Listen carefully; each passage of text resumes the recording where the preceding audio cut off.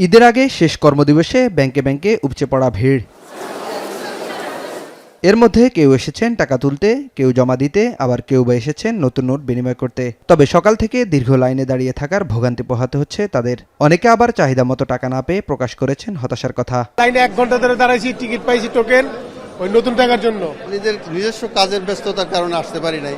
আজকে একটু লাস্ট সময় দিয়ে আজকে পোলাপান দিতে হবে, এই জন্য মনে করি কষ্ট করে আসছি 10টার দিকে। আমরা তো 5,500 টাকা দিবে, আমাদের তার বেশি দরকার ছিল। বছরে একটা দিন আসি, সেও আমরা ক্রাইসিস থাকে। আর বাহিরে যে টাকাগুলো আসে এরা কোথা থেকে এই টাকাগুলো পায়? চিজি আইসক্রিমের সাথে ভেলভেটি কেকের মিশ্রণে পোলার রেড ভেলভেট আইসক্রিম, মন ভালো থাক। যদিও সোনালী ব্যাংকের এই কর্মকর্তা বলছেন বাড়তি চাপ সামলাতে পর্যাপ্ত প্রস্তুতি ছিল তাদের। শেষ দিন যেহেতু আজকে যথেষ্ট উপস্থিতি আছে এবং আমাদেরও পর্যাপ্ত, যাতে দ্রুততম নির্দিষ্ট সময়ের মধ্যে সবাইকে আমরা সেবা দিতে পারি সেই ব্যাপারে আমাদের পর্যাপ্ত প্রস্তুতি আছে। আমরা ফ্রন্ট ডেস্কে আমাদের ডেস্কের সংখ্যা, কর্মকর্তার সংখ্যা বাড়িয়েছি যাতে তারা দ্রুততম সময়ের মধ্যে সেবাটা নিয়ে যেত।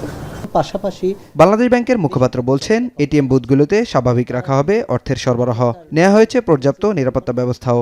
এটিএম বুথগুলো যাতে খোলা থাকে, তাদের এটিএম মেশিনগুলো যাতে পর্যাপ্ত টাকা লোড করা থাকে এবং এখানে নিরাপত্তা ব্যবস্থা যাতে সুনিশ্চিত থাকে। ব্যাংক নিজের স্বার্থেই চাবে তাদের ইগুলো যাতে প্রতিটি এটিএম মেশিন বা সিআরএম মেশিনগুলো কার্যকর থাকে এবং পর্যাপ্ত অর্থ দ্বারা লোড করা থাকে।